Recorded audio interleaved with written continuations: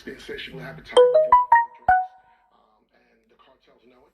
Some dealers traveling all the way across the country to deliver the best hide to Baltimore. We actually discovered where we had traffickers from Baltimore that we were able to track into Mexico, meeting with the cartels. There's drug traffickers in Baltimore that are making their way to Mexico just to test the product and then bring it back. Absolutely. How much would you say fentanyl accounts for in Baltimore's drug market? 85%. More potent than heroin and less expensive, fentanyl is changing the game entirely. It's all over the place. They're just varying drug shops run by different networks of drug traffickers throughout the city. And each one of them are in their own unique territory, and if anyone tries to sell in that territory, that usually leads to the levels of violence we're seeing. Baltimore, a hot spot due to the demand and a prime location on the 95 corridor. Baltimore's always known as a user-type city, but now it's becoming almost a source city for some of the surrounding areas. In 2018, the DEA seized $28 million alone worth of assets. Undercover video here shows two suspects pulling kilo after kilo out of a truck. The DEA eventually stopped and searched. We're routinely coming across six-figure seizures, 100,000, 200,000, 300,000, in some cases millions in drug profits. But a seizure can sometimes have a devastating fallout. Crushing one drug gang leaves a neighborhood short on opioids. In this case, it crippled that organization. But what we were concerned about was who would fill the void. Potentially sparking a turf war over the demand that remains. Unfortunately, a lot of times you could end up seeing where a level of violence might increase because of the void left when you take out a major organization such as this one.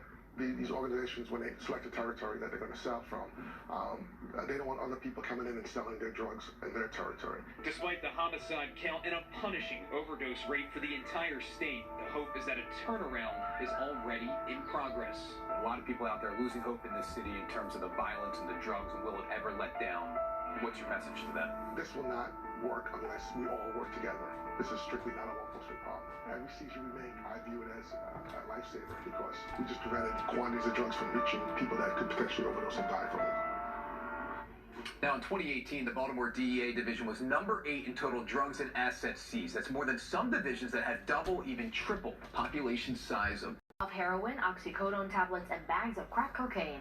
This morning, officers noticed a car outside a home of a man with outstanding warrants. They say Montrell Musa and Corey Sessoms were in that car, along with the drugs and hundreds of dollars in cash.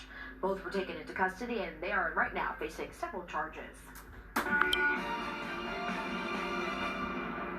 We have breaking news for you. Now, we talking about the war on drugs, and we showing you right here how they're pushing this issue about the war on drugs. If you eliminate the war on drugs, you'll eliminate the violence.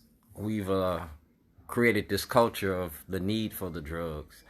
You're talking about fentanyl. That's just not in Mexico where they go on the fentanyl. Y'all trying to use Mexico as a scare tactic. But that fentanyl comes from right here in Maryland at the horse farms that y'all got. It comes right here in Maryland at the pharmaceutical companies that Governor O'Malley made relationships with. You feel me? So this war on drugs is manufactured by the government. Like I said, look at the 13th Amendment and then look at the investment they have in this. You feel me? The 13th Amendment shows you this. All right, now, I've been showing the 13th Amendment for a reason. You want to stop the violence, you got to stop the war on drugs. You got to address the war on drugs. We had a real talk in the real news the other day and a real conversation. If you don't stop the war on drugs, you're not going to stop the violence because the money feeds the violence. You feel me? You're not offering jobs. You're not giving education.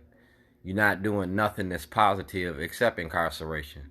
So you can't, what they say, you can't incarcerate yourself out of this problem.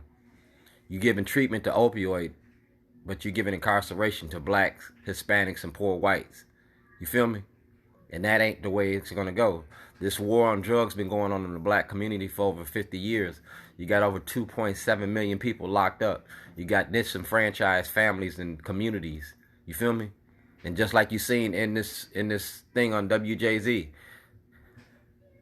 you've got drug seizures. So where's that money going? It's not going back into the communities in which it's devastated. It's not going into rehabilitation. It's going into gentrification of those communities. Housing, education, you feel me? Versus incarceration.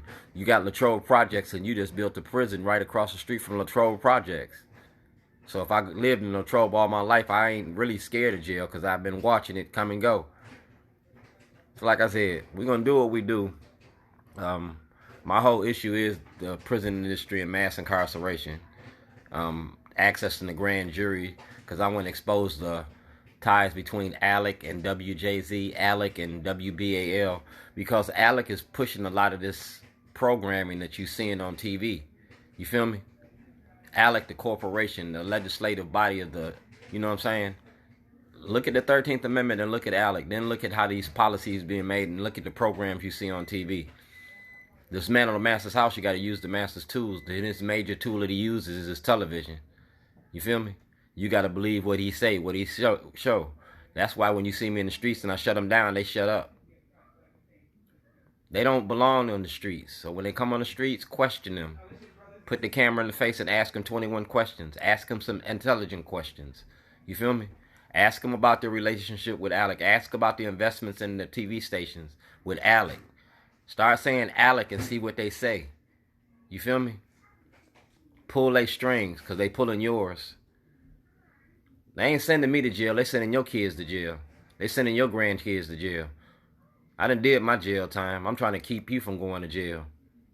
You feel me? I'm giving you free knowledge. The game is to be sold. It ain't to be told. But this got to be told, because you've been selling too many of us in the jail. So when you see me in the streets, man, check yourself.